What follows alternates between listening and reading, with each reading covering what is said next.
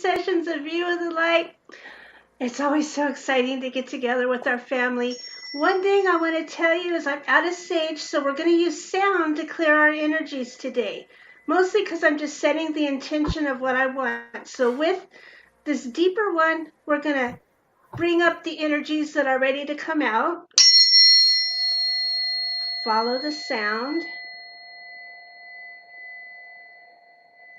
And that all those energies that are ready to let go of, they're loosening up now. And I'm bringing in these higher vibrations.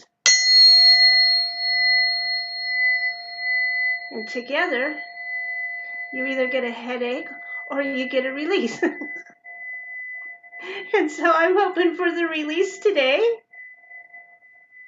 And anyway, we have a Spirit Sessions angel, and Archangel Michael's always there, just sending out love and love to everybody, because today we have another wonderful show. So go to our YouTube, like and subscribe, and we want you to share these out. Go to our Facebook page and share this out. There's people who are just wanting the confirmation that they get from hanging out with all of us and our amazing guests.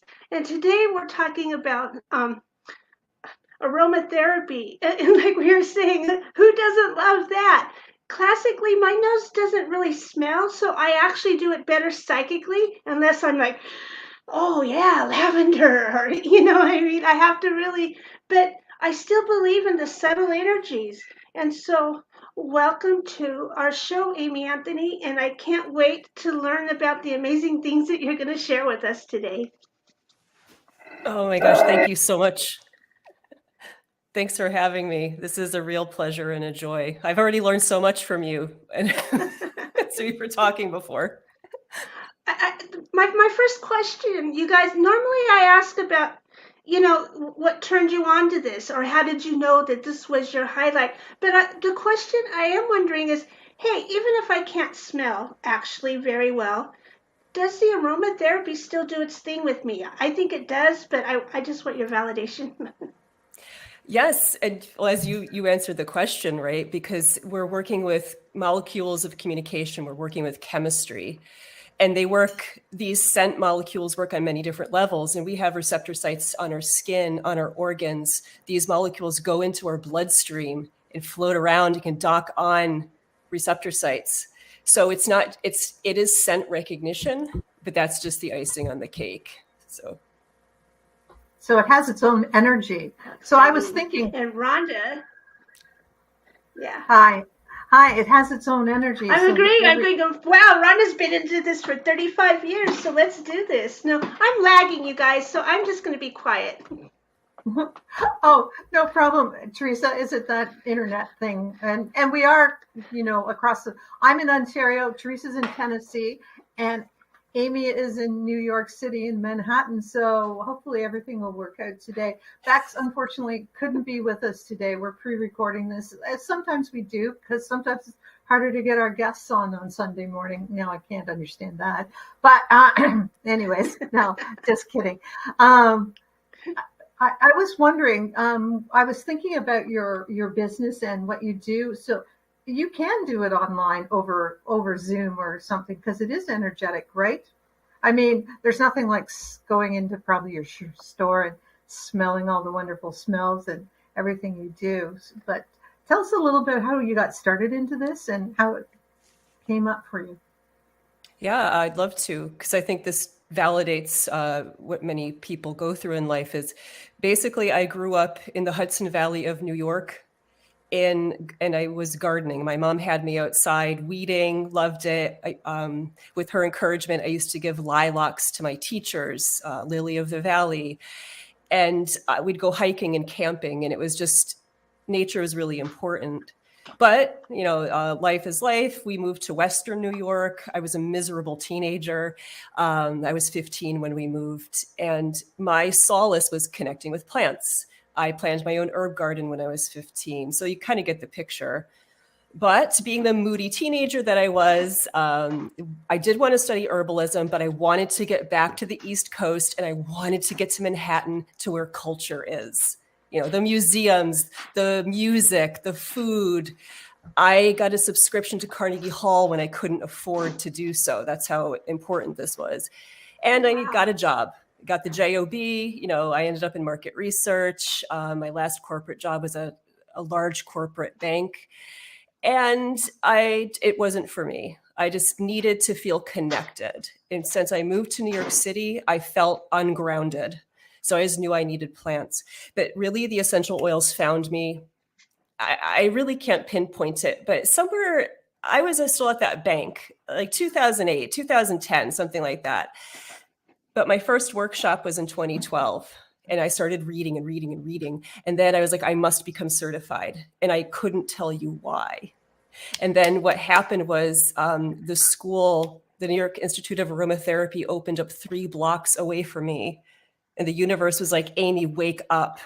So I went, I got 2 certifications. I was asked to teach. I became certified to teach certification. And it was just like, Amy, you needed the plants. And this was a way for me to connect. It was crazy. I know. What is your grounding plant now? Like, what plant do you go to when you feel like disconnected from nature? What's the first one you do? It varies. That's a good question. It varies by season. I am really grateful. I have a place out on Long Island with my husband, so I get to garden every weekend. I'm out in nature.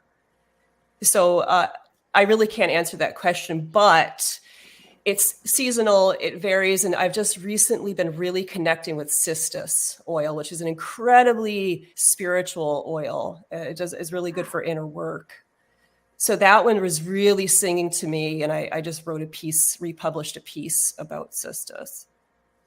That's so cool. So you actually harvest some of your oils, I take it, like the ones that you're able to, and your essential oils, and make your own distillates. Is that true, or Yes, we have our modest piece of property, and I know some growers out there, but honestly, because it takes so much plant material to obtain essential oils, I only harvest 1 or 2 pounds to get hydrosol.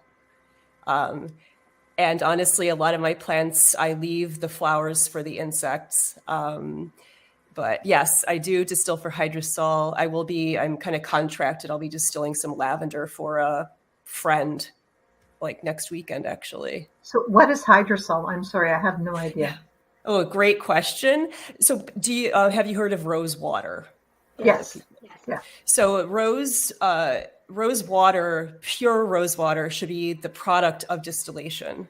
So generally speaking, and this is really good for everyone that's watching and listening to know, when we to obtain an essential oil, you must take like a ton of rose petals, a ton, because they're like literally. Right. Yeah.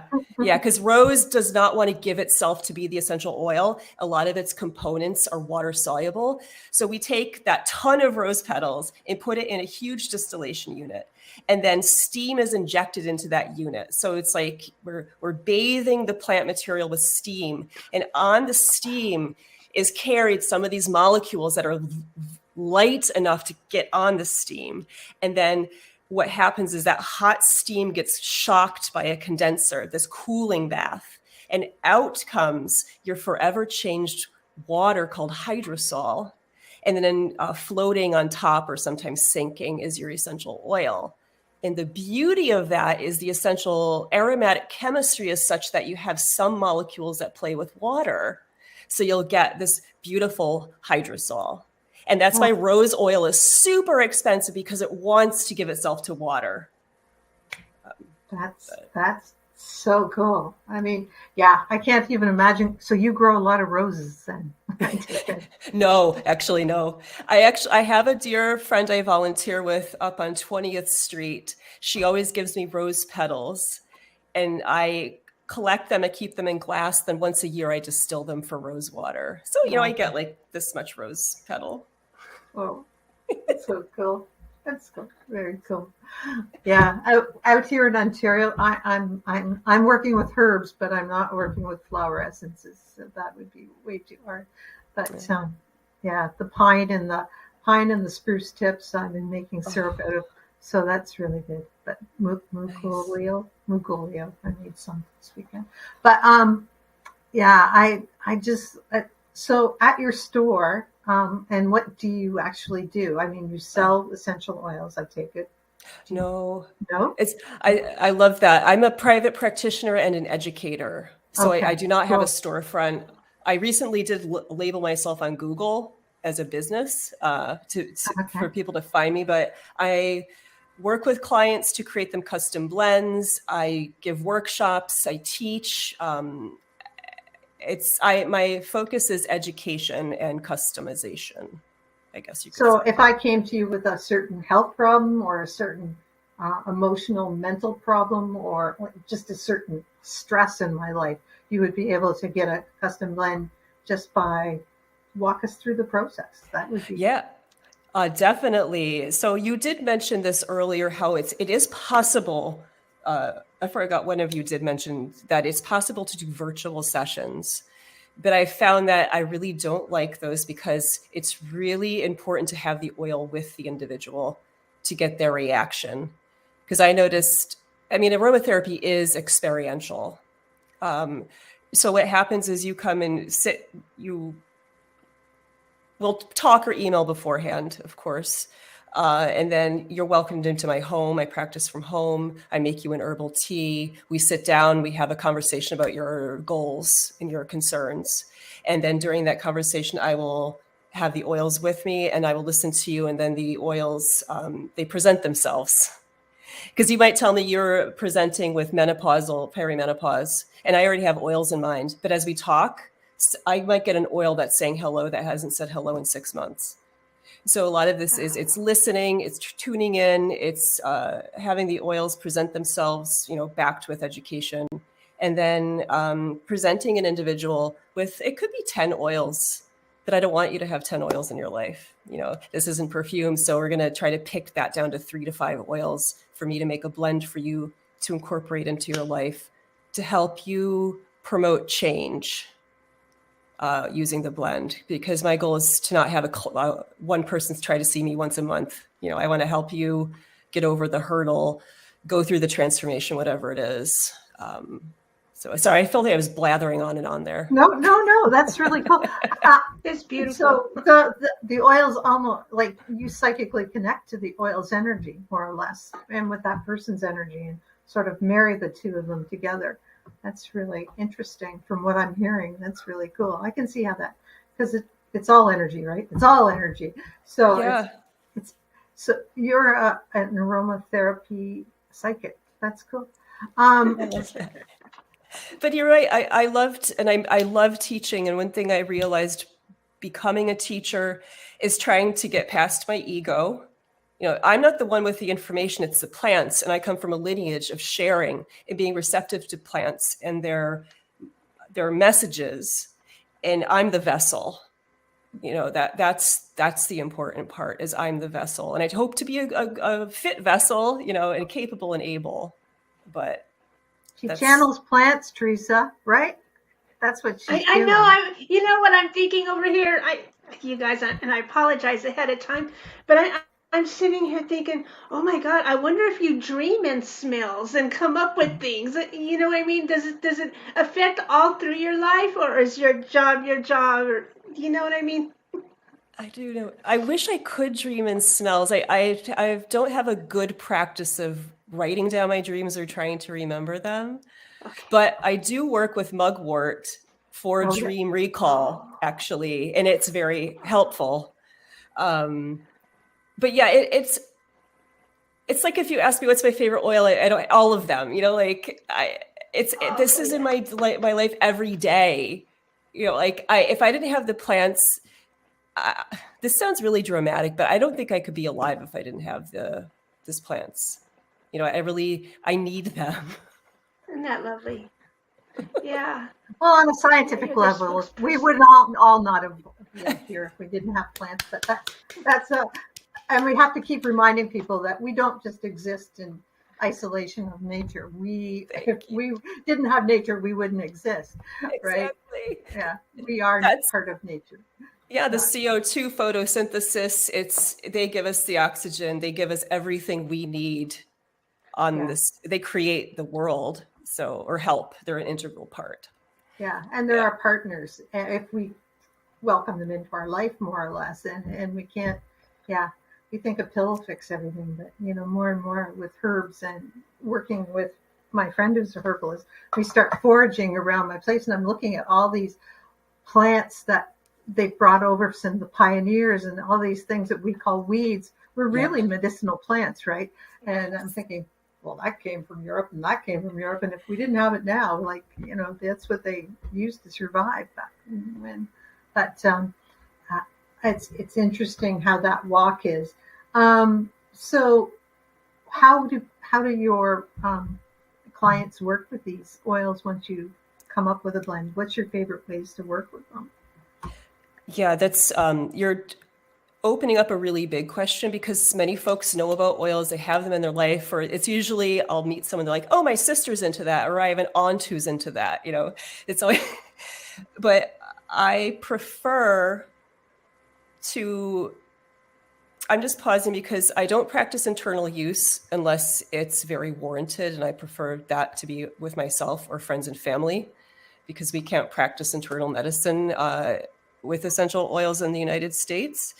So I like to stress dermal application and especially olfactive.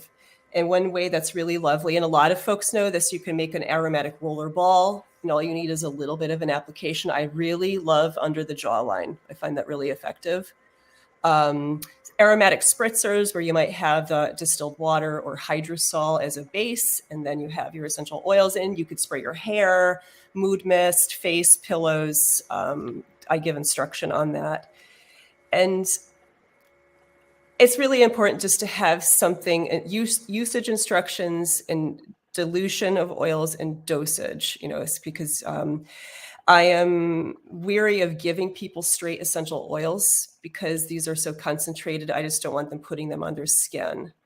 But really, one of the best ways, and I'd like to get better about this, is giving someone something gorgeous in a vial and saying, smell that through the day. Because one of the most effective ways to transform yourself with essential oils is smelling one drop of your oil or blend from the bottle, or better yet, because these molecules evaporate at different rates, put it on a perfumer's blotter or a cotton pad or a tissue and smell it for 3 minutes. That's all you need to do. 3 minutes a day.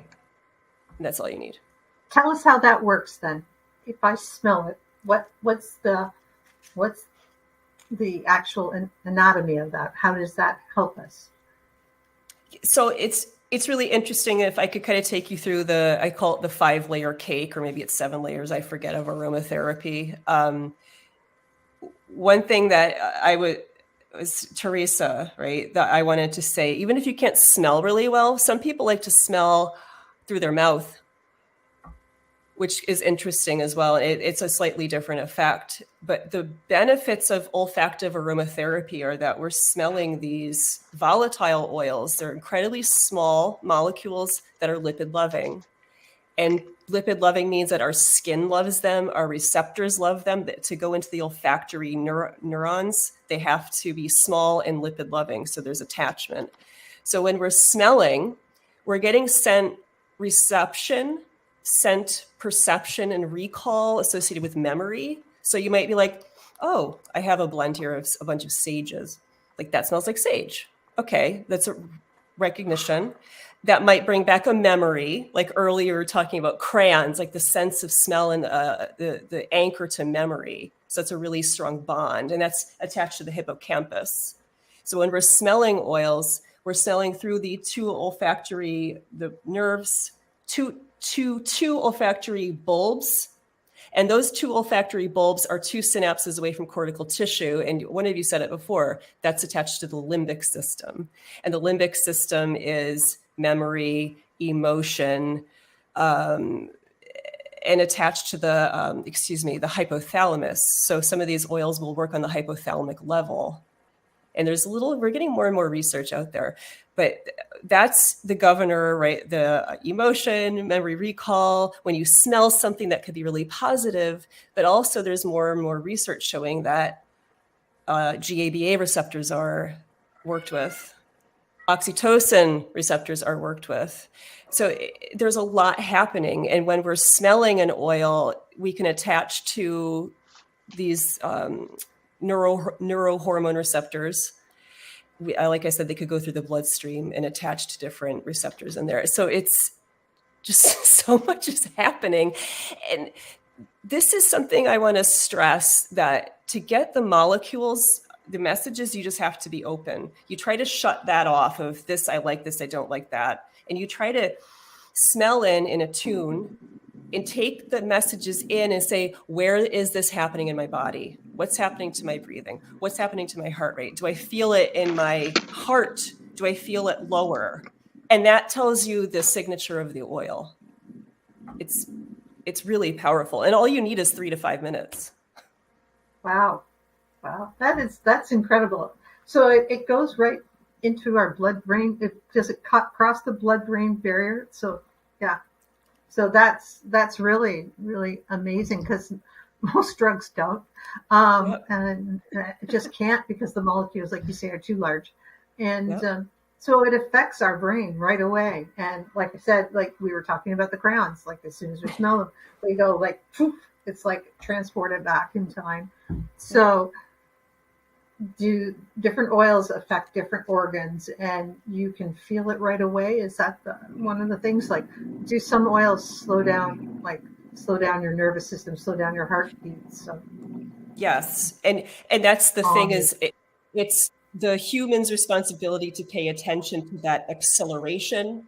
Because I joke, but I think a lot of us think it's funny and get it, that there's uppers in aromatherapy, there's downers, and there's modulators. And so many of them basically are modulators, where if you're a little too up, you might get brought down a little bit. If you're a little too down, you might get brought up. Like lavender is a classic example, cedar wood.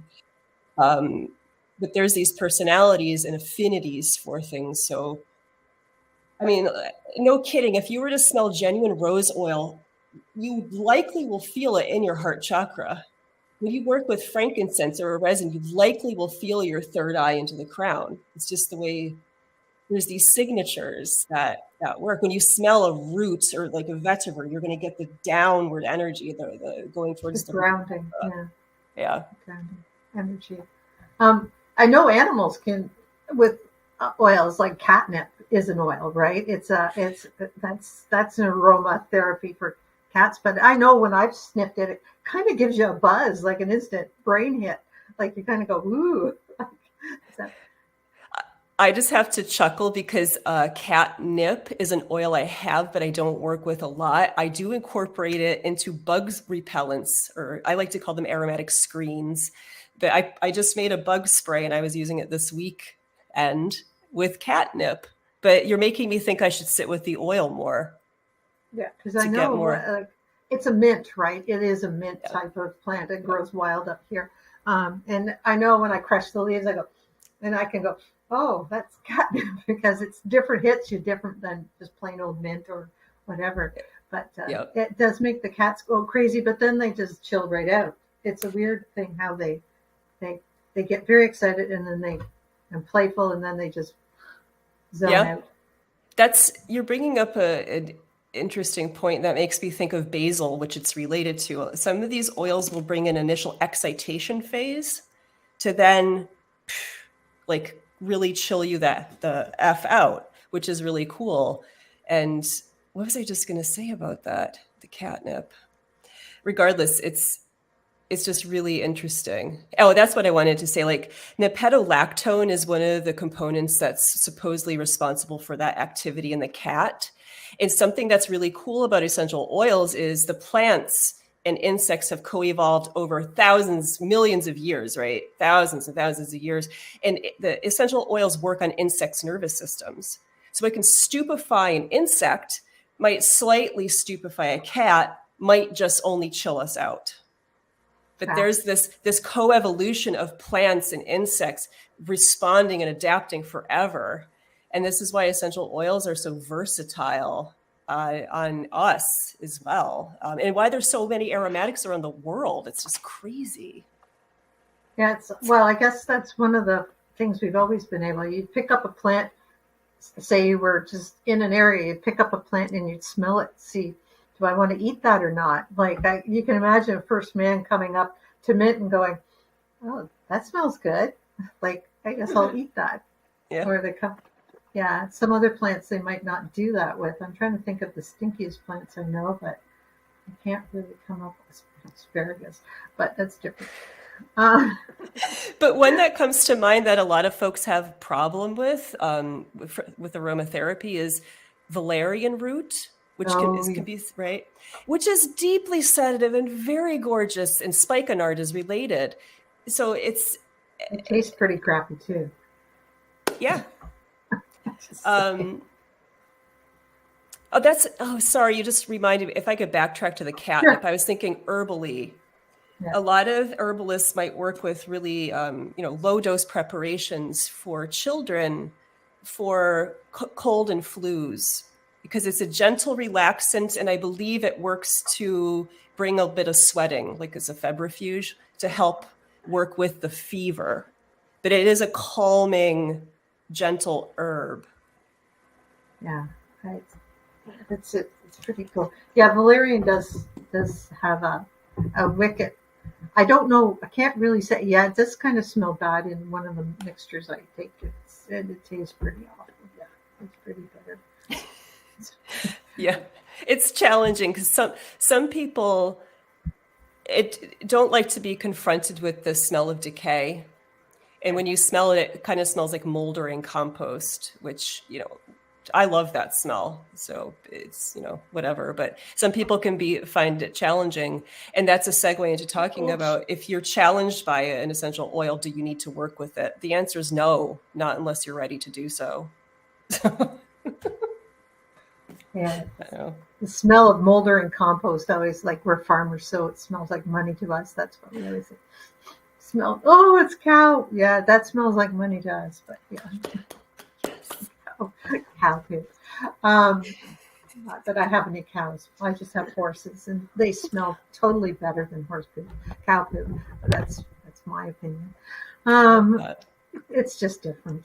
It's just different. It's what you get used to, is what I would say. But so. You teach classes on aromatherapy too. So what kind of things you teach on plant? Do you teach herbology? Oh, you're sniffing something. I was valerian. Valerian, yeah. So the teaching part is, I really just miss teaching so much when I was at the New York Institute of Aromatherapy, and what was also for a brief time the New York Institute of Aromatic Studies. I just love it. And every time I teach, you just see the excitement of people and the aha moments.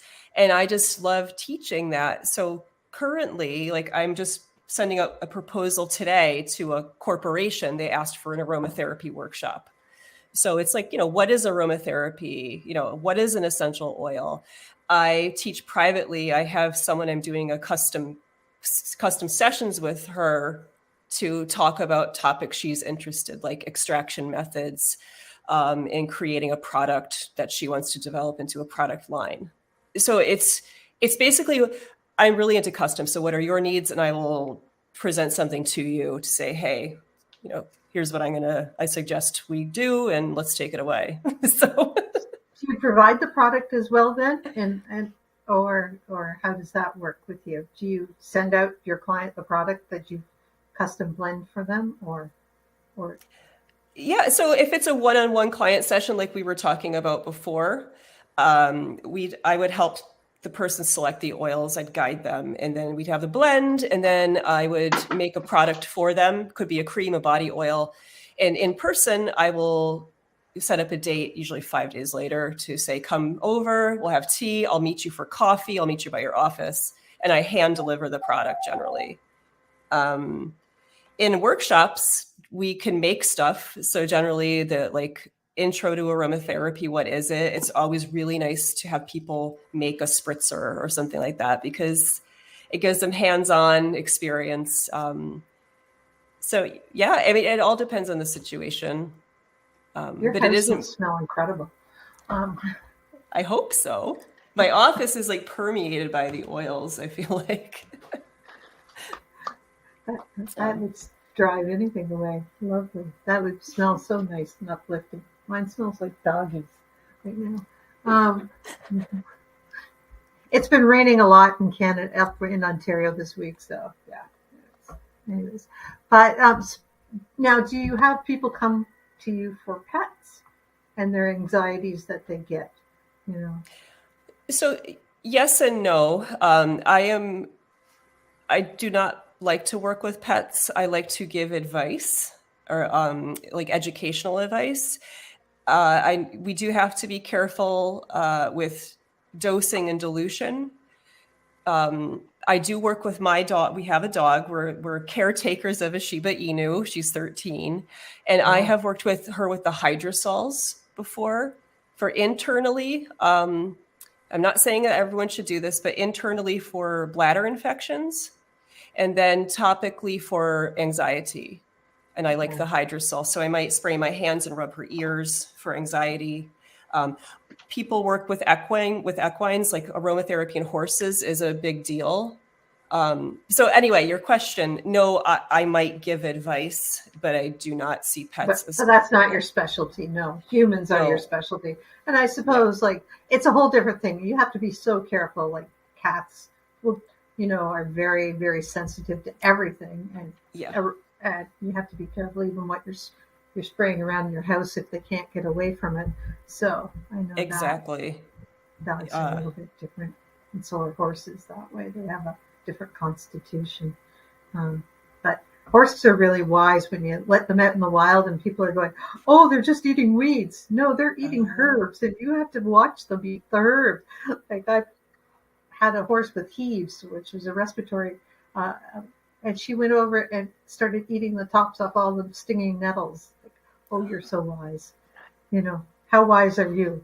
So wow. I even filmed it to show my vet. See, this is what I'm talking about. So yeah. So wow. So that was a respiratory issue, you said? Yeah, heaves. Yeah, and stinging nettle being for upper respiratory, like what they call it, small airways disease. Really, it's type of asthma or COPD. So heaves has traditionally. That's why we have so many stinging nettles out here. Is they used to even give it to horses and cattle for respiratory infections and hay, and we used to make hay out of it. Wow, thank you for sharing that. I just know of nettle to be the spring nutritive tonic. I didn't know it to be such a ally for the respiratory. Thank you. And allergies, yeah, I dry that a lot for here with special care, but no, I'm so interested. Like an everyday one that I've always used all through my life is peppermint, because I think it's such an uplifting one for bad moods and also just for making you feel better if you're not feeling quite yourself. You're just going to grab your peppermint. I just can't. Peppermint to me is like drinking effervescence. It's bubbly, it's explosive. It like lights puts a fire under your butt. It's very motivating, and the word for me, its signature is being like effervescent and pop. That would be really good for when you're depressed, or maybe not even like depressed, but just like a bad day. Having a bad day, I'll go sniff some peppermint. Like that would be a good one for that. Right? Yeah. And when it's a safer one, isn't it? Too much could be too much. So because it has a high menthol content, but just a little bit. Because the cool thing about peppermint, pun intended, I guess, is it brings you that zest. It's slight respiratory support, but really great for the mind. I'm just thinking topically, it's really interesting. It could be cooling because it plays with scent receptors on our skin, but in larger amounts, it can actually be heating because it brings excitation to the body, to the skin. So just a little bit is all you really need to pep you, to get you going. Too much can be actually quite irritating on the skin. But yeah, anyway, it's effervescent. Yeah, it's a happy oil. Now, what about sage? We sometimes will put it in a spritzer to clear the room's energy. Do you find that works? I just figure, like Teresa said, she was out of sage, but she'll burn sage, the actual plant, to clear it. But I'm just thinking of sage essential oil. What are its properties? And Well, that's the interesting thing. Like I just made for the Thunder Moon, I made a blend of clary sage, common sage, and white sage. So it depends on the sage you're talking about. But a lot of them, like common sage, I don't work with a lot. And if I do, it is through smell only. So when we start to get into especially the white sage and the common sage, they have a good representation of a class of chemicals called ketones. And ketones are energetically and on the body, they're dissolvers. So you know the arborvitae tree, that's high in alpha-thuone. That's a ketone. It helps people, I don't like to say this because I don't want people doing this, but it's worked with to remove warts. The ketones help dissolve mucus. They help dissolve bad energy. They help clear. Dissolve that, clear. Right? Clearing, yeah. So really spot on to work with energetically, spatially, spiritually. When working with common sage, my mind's just full of a bunch of stuff here. Common sage, it's worked with to be an emmenagogue for women. Same with clary sage to bring on the menses, to work with balancing our hormones. But one thing I want to say about the ketones, be careful about too much inhalation, too much topical use or for a long duration of time, is these ketones will build up in the liver because they take more time for the liver to break them down. So you know how people used to drink wormwood and they'd get sick, or absinthe? Oh, yeah. So that's part of the neurotoxicity. It's the building up because the body needs to process these chemicals. Sorry, I just gave a bunch of scattered information, but so clary sage is different than the common sage. Clary sage is the one that can cause intoxication, right? It's the one that can. Well, some people turn to it to smoke it, or with the essential oil, clary sage or Salvia sclarea. I was just cutting back plants this weekend, like super oily plant. It brings euphoria. It brings this heightened state of like explosiveness. Like I've seen rooms change in like hysteria in a good way with clary sage. But yeah, clary. I had an experience with clary sage. Rhonda's friend had sent me some clary sage, and I'm sniffing it. It's like, oh my God, this is so good. So I just like spent the whole rest of the day, like that. And I had been several months into no periods because, menopause and all that. And it was great. And I was like, oh yeah, the free life. But after spending the day like that, I started again for the next 6 months. It's like, okay, I'm never going to smell that one again. Thank you so much for sharing that, because that can happen. It's powerful. So, yeah, I have to share this. This is probably a month ago now. I'm friendly with a woman that runs a nursery nearby us on Long Island, and I knew I'd be seeing her, and I wanted to bring her an oil to smell. And I only had tarragon with me and a couple other oils. And tarragon, a lot of aromatherapists don't work with because she is a feisty lady. She will bring on the menses. My friend, she was smelling the oil all day. She hasn't had her period in 7 years because she had a bunch of children and was breastfeeding. She got her period that weekend. So this is real stuff. This could work through the herb, right? Through the tea, or the essential oil is much more concentrated and might have more of a quicker impact. Yeah, and this is a really good example of, you don't want to have a lot or too much essential oil in your life. You just need that one little drop. You're really smelling all day. Definitely. Yeah, I guess you'd have to be careful too if you were pregnant, and that it can affect you that way. And I think a lot of people don't realize, like they know about alcohol and drugs and other things, but they don't think about like essential oils. You don't want to be bringing on your period when you're pregnant, or that you could bring on your period. Yeah. Yeah. On that note, for a takeaway for folks, if you really need the oils in your life and you're pregnant, go for super, super low dilutions of something like the citrus. You can't go wrong with the citrus oil. And a lot of them are deemed safe by aromatherapy organizations. So if you're really wanting for uplift and happiness or calm, like red mandarin, sweet orange, maybe you go to lemon, but red mandarin and sweet orange are generally considered very lovely to smell and have with you. Yeah, that's awesome. I just missing my geranium and ling, or however you say that. How do you say it? Because please tell me how you pronounce ling. It's ling. Ilan. Ilan. Oh, okay. I love that smell. And patchouli. Which is patchouli. Yeah, it reminds me. Awesome. So what's a good benefit of patchouli oil? Because it's very earthy, isn't it? I just love the smell of it.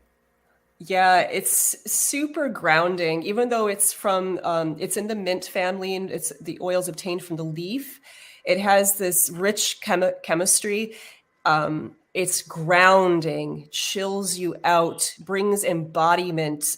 I have a video up on my website, and the signature is it lets you sink into your hips. It invites you to sit into your body. And on this, it's very lovely for skincare. It has an affinity for like the venous system, and like working with, not treating, but working with varicose veins, and that congestion. I think like prostate congestion, uterine congestion. But my focus is always more on emotions than the physical aspects. So it's just really, if you want to chill out and get ready for sex or whatever, be in a sensual mood, patchouli could be really beneficial. And then you bring Ilan. What? I like putting it in my bath. Like I just because it fills the air. Like you put it in, it fills the air. It's on your skin. It's like kind of everywhere. You just made me so happy by saying that. I'm like, now I gotta go take a bath tonight with patchouli. Yeah, it just smells so good when you're done. It reminds me of when I was growing up and all the girls, like I'm just this boomers kid. So I'm the end of the boomers. So I lived through the 60s, but I was just a kid. But all the girls wore patchouli oil back then, right? That's all you could smell everywhere. My friend still wears it. She's like, man, I could smell you coming. I just love the smell of her. She always wears it. Yeah. So, it's your hippie time coming out, right? You're laughing there, Teresa. I can see you. So tell us how people can get a hold of you. That's good. Tell us how people can get a hold of you to find out more and maybe even somehow connect up with you if they can't get to New York City. Maybe they can take a course. I see you have lots of courses on your website. So tell us how they can get in touch with you and get it. Thank you for the opportunity to share. So if you could find me as my website is nycaromatica.com. And on there, you'll see I have free and pay what you wish classes. I do have a cornerstone class. It's a baby of mine on chakras and aromatherapy. That's pricier, but that was a labor of love for me. So DIY classes, how do you make a cream and incorporate essential oils into it? How do I make a spritzer with essential oils? And I have videos and articles. So I have one on Ilan. So if you want to get to meet Ilan and about its personality, the properties of the oil. I also have videos. Some of them are on my YouTube channel. Never thought I'd have one of those, NYC Aromatica. That's awesome. And I'm really pleased to share that I have a podcast called Essential Aromatica. And I interview or have conversations with other aromatherapists. And I have something called Luna Aroma, where I drop each new moon. I give you a guided aromatic encounter with a plant I feel resonates with that moon time. And it was a passion project of mine. I worked on it for 1.5 years. And it needed to be birthed as episodes for some reason. But I I love podcasting, as I'm sure you do too. It's a way to share. I love it. It's lovely. We've been doing this 6 years. We've only been podcasting for the last 3, but we've been doing a live show for the and on our YouTube for the last 6 years. So yeah, it's been. But the podcasting is wonderful, and it's great because people can listen to this in the car and get all sorts of information, like from people like you. Like I said, we we go from UFOs to aromatherapy to who knows what else, right? I right, love Teresa? it. I'm so glad to meet y'all. It's I love the connection. So thank you for having me. Oh, you're so welcome. Teresa, you have a couple of questions for our guest today. Are you going to ask her our questions, our 3 questions? Okay. I'll ask the 3 questions, but I feel like I'm lagging, you guys. So that's okay. Ask the I first might one. be off the time. First question is, you are walking across stage because it's time for you to give the speech of your life and you're excited. But what song are they playing as you walk out? Like, what's your theme song? You know, as you shuffle out there. This is a tough one, but what came to mind is Blue Moon by Elvis. And why that resonated is because we're going to have a blue moon this month. And I'm a Leo, and Elvis was a Leo, and yay, blue moon. Oh, cool. That's right. You were talking about Lionsgate earlier. Yeah, that's right. When's your birthday? So we could just say happy birthday to you now. When's your Leo birthday? And I listened to your Lionsgate episode, which is great. So thank you for that. My birthday is August 8th. So I am a Lionsgate baby. Oh, you are. Oh, very special. That's too cool. Oh my God. I love that. I love it. And then, so that brings us to something else that we love. What is your favorite crystal or gemstone that you're working with right now? So I hate to say this, I'm not sure what it is. I thought it's a cat's eye, but I need to try to do my research or have it validated. But I'm working with this because I'm working on inner work right now. I'm processing my shadow side. And this was an important stone for me in my childhood. Well, I can tell you that there are no bad stones. So, yeah, cat's eye. Yeah, it's you know, I'm gonna have to look it up to see if it's different. I always assumed cat's eye was like a glass marble, or it was like what I would call tiger's eye. But I'm gonna look it up and have to figure it out now too. What kind of stone it is, or it's a glass, but it kind of looks like tiger's eye. Let the audience, and they can all leave messages in the comments. Yeah, it's beautiful. Whatever it is, that's gorgeous. And there's energy from it, as you can feel it. So it has its own energy. Yeah. Cool. Thanks. Last question, Teresa. I want to hear you say question was the one where we're asking if you've ever had any extra dimensional contact or seen any UFOs, but I think you said you hadn't, right? Well, I haven't, but I do want to share that when I was younger, I have 2 distinct memories of being in. There was one building I was in where I went into a room and I'm like, can't go in that room. And that was a store, but it was an old house. And then when my parents were house hunting, we were looking at this one house and I couldn't go into the basement and I refused to look into the older section of the home. And I knew something really bad happened here. So those are 2 really distinct memories I have of that, but I've never seen a UFO or anything. Now feel free to, because the U.S. government says they're real. I was hearing that on the news this past few days. Yeah. Now they've just had, and everybody in our community is going, yeah, like we've known it all along, but that's okay. That's okay. Now it can be real for everybody else. Yeah, no, you are definitely have that psychic vibe going on, whether, anybody who downloads messages from plants has to be kind of psychic, I would think. So. I'm like floored because I never thought of myself that way. So what you just shared with me today, I'm like, that's I never thought of myself like that. So I like, wow. That's why we get connected to other people. It's just we're catalysts, right, Teresa? Is that what we're like? Yes, We're like the absolutely. hydrosol of yeah. We're like the hydrosol. We carry all sorts of messages. Love that. I love that. This is so cool. I really appreciate your having me, and I love learning from you. So thank you. Oh, well, we've learned so much, and thank you. And we will be checking out your site for sure, and it is in the comments. Anything else, Teresa, you want to add today? She's lagging. No, maybe after the show. Okay. Something was wanting me to share with you, and I'll share it to you after the show. Okay. Thanks so much, and we really appreciate you being with us today, Amy. And thanks everyone for tuning in.